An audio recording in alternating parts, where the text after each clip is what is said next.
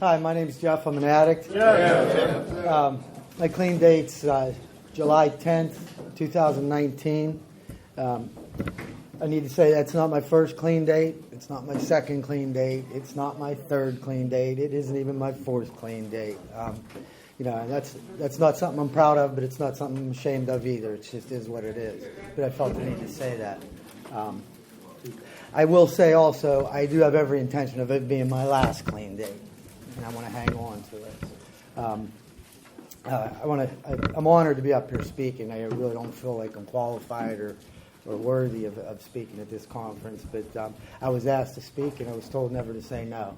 So here I am. And 5 or 6 weeks ago when Phil asked me to speak, if I'd be willing to speak on a topic, I thought, yeah, I could do a topic, Throw me something and I can look it up in the index of the basic text and read up on it and sound good. And then I got this can't see the forest through the trees, and that's not in the index of the basic text. So I had to put some thought into it, and figure out, first I had to figure out what that meant to me. I'd heard the saying it hundreds of times, but I never really had thought too much about it. So I put some thought into it, and what I got from it, and I looked it up, I Googled it and looked up the expression, and it pretty much meant what I thought it meant, getting so wrapped up in the details or so focused on one thing or putting those blinders on that I can't see the big picture, getting lost in the details. And then I had to figure out, now, how does that apply to my recovery, and me in my recovery. And I came up with a couple of ways that it applies, and I'll talk about both of them if I have time. Both have to do with like my spiritual condition and my contact, and my conscious contact with the God of my understanding, and how strong that is or isn't at any given time. Like I said, this isn't my first time around in the program, and the first thing I thought of when I thought of like can't see the forest through the trees was when I found myself with like 9 years and a couple months clean, and I found myself like feeling backed into a corner, where the only option, the best option, seemed to be using, and actually it seemed like the only option, and I was stuck. I had pulled away from Narcotics Anonymous. I had drifted away. All the stuff you always hear about, I did it. Stopped going to meetings, stopped progressing in my steps, all that stuff. And I found myself, I had everything in the world that I had more than I ever dreamed I would have in recovery. I had built a great life, and I was real ungrateful. There was like one or two things that I didn't have, and I became focused on those one or two things, and they became my tree. I got obsessed with like that thing that wasn't going my way. It was the one tree in the forest that wasn't growing as fast as I wanted it to. It wasn't even that the tree was dead. It just wasn't where I wanted it to be. And I couldn't see the whole forest full of blessings and gifts that recovery and the God of my understanding had given me. And I walked away from them. And because of that, and my inability to move beyond that tree and look at the forest around me and all that I had, I threw all that, I burnt the forest down, including the tree that wasn't grown, and lost everything, and I stayed back out there for 4 years, and by the grace of God, I made it back here, a little over 2 years ago, and I almost died out there like this time around. It only gets worse, I can say that. And I think back about that time, and I feel like I quit 5 minutes. I gave up 5 minutes before the miracle was going to happen. We hear that saying all the time, and I look back and I think, you know what? If I'd have waited one more day, maybe that tree was about to blossom. Maybe the leaves were coming out. Maybe if I'd have talked to someone, maybe if I wouldn't have isolated myself in recovery, maybe if I wouldn't have drifted away from the program. And that's where the fellowship comes in. That keeps me from getting focused on that one tree. It keeps me from getting obsessed. If I'm talking about where I'm at, what I'm thinking, what's bothering me, what's not bothering me, I can be reminded, hey, look around you. Look away from the tree. Look around you. Look at the forest. And I need that sometimes because I can get real focused. I don't know about you, but my disease wants me to be focused on something. Because if I got them blinders on, I don't see it coming. I'm looking at this, and it's coming from this side or that side or up behind me. So my disease will take advantage of those situations where I can get focused.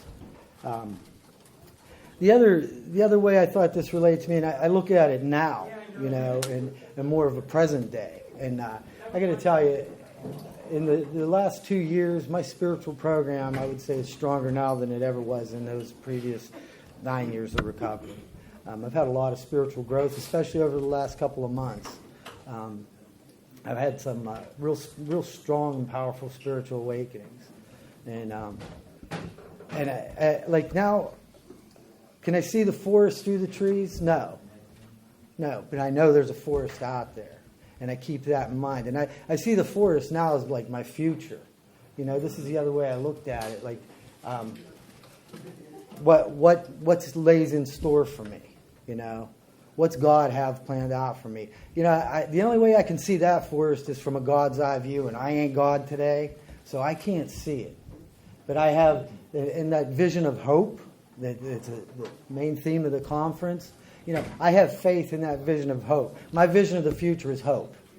I have faith that it's a beautiful picture that's painted for me. It hasn't been revealed to me yet.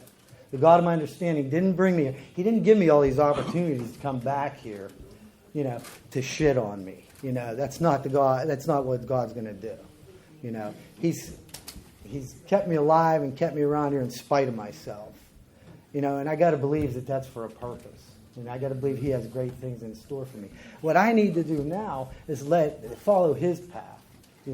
I not get focused on what I think I need. Because it's what I want, and I'll talk myself into thinking it's what I need, and it has nothing to do with God. It has nothing to do with my higher power and what He wants from me and what He knows I need. And I'm pursuing that through the steps. By working that second step and redeveloping that faith and that in a higher power and a God of my understanding, and that third step, turning my will and my life over to the care of God of my understanding, that takes me out of the picture. I don't have to worry about the details. That doesn't mean I still can't get hung up on them occasionally, but I'm staying grounded and staying connected in this program. Where when I start to get pulled away and start to get too focused or too narrow-minded on one thing that maybe isn't going my way, I can talk about it at a meeting. I can talk about it with people in my support group, my sponsor, and I can get put back on track, get my eyes opened back up. Somebody take the blinders off from me. That's what you people do for me. And that's like what I came up with for this vision of hope topic. Can't see the forest through the trees, and the meaningful substance. And I hear the word substance, man. Substance is what got me here. I didn't even think about that one, But if I need to tie it in somehow, like that tree that I might be focused on that's keeping me from seeing the forest, it may seem like the most important thing in the world to me, but it's probably the least important. And it's not about me. It's about what's important to God, what He wants me to see, what my higher power wants me to see. That's the meaningful substance portion of it. Don't get focused on these details that don't matter. Don't get hung up on and get lost in the trivial bullshit.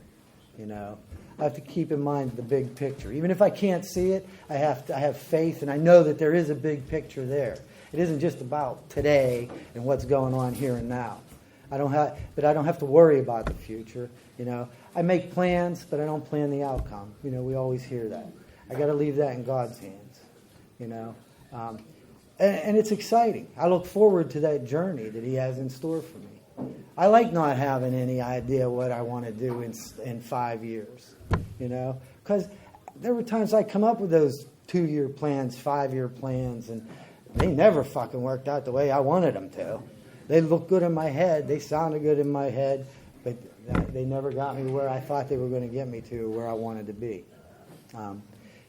This time around, I need to let God handle that. and follow His path, and not try to remain grateful. Not try. I need to remain grateful, not try. I just need to remain grateful because I have a lot to be grateful for. Just the fact that I'm standing here today is a miracle, And I don't know. I probably have time left, but I'll help everybody catch up. That's all I have. Thank